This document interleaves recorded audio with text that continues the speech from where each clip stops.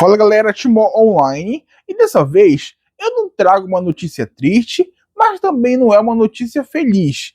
Eu diria que é uma notícia mais de alívio, porque o Marruá foi finalizado já passando um pouco do seu tempo. E o Marruá é o Boneless Ascension, ou então The Boneless Necromancer, como você preferir chamar, que é o Marruá que foi lançado em dezembro de 2022, ou seja, durou muito tempo.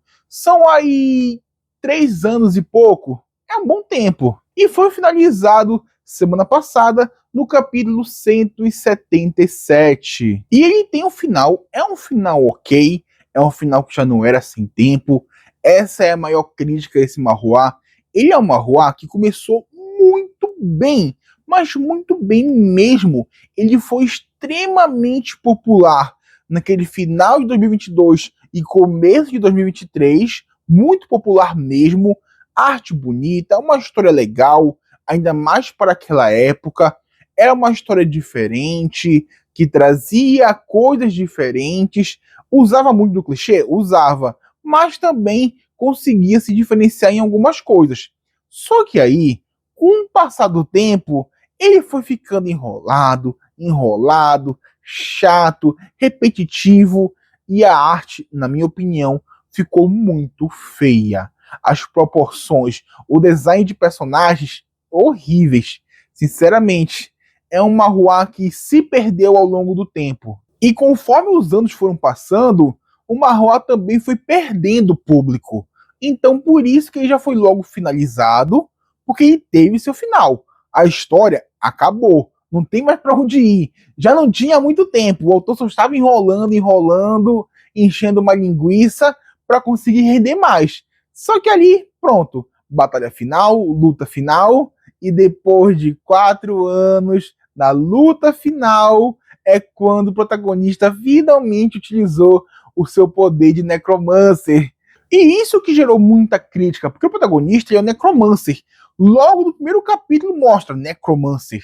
Só que ele nunca usa os poderes dele. Literalmente ele só absorve e fica forte, como se fosse um level up. Só que aí, cadê os poderes da classe? A classe de Necromancer, que é invocar os mortos.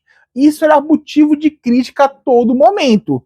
E o autor não se importou. Segurou até o final e só usou na última luta, só para dar um gostinho para os fãs que ainda restaram ali acompanhando a obra. Mas ela é uma obra ruim? Não é, galera. Os primeiros 70, 80 capítulos são bons.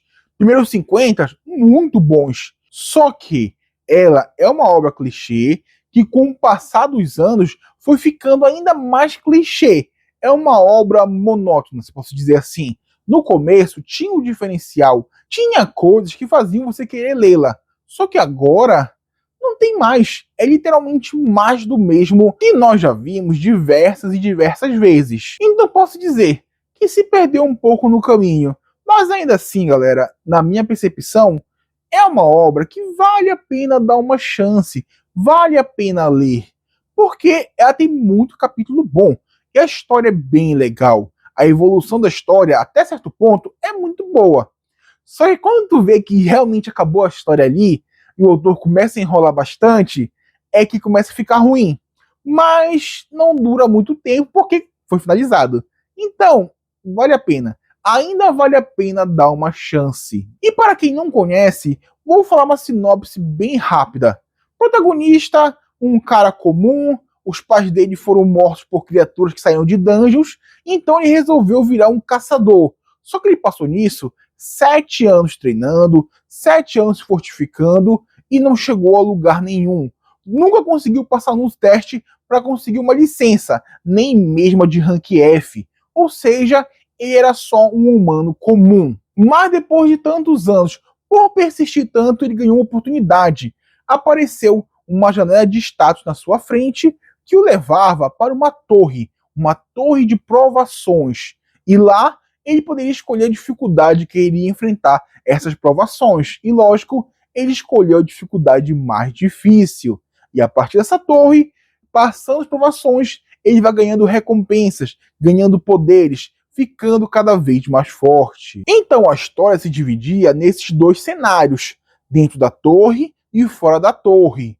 onde tinha realmente dinâmicas bem diferentes. Lembrando, tá? Eu estou falando de uma rua de 2022. Esse clichê aqui da Torre de Provações ainda não era muito forte, era algo começando ali. Então, ele pegou realmente a crista da onda. Só que agora, hoje em dia, 2026, já não é mais essas coisas assim. Mas bom, galera, esse foi o vídeo. Se gostou, deixe seu like, se inscreva no canal, compartilhe com os amigos e é isso. Valeu, falou!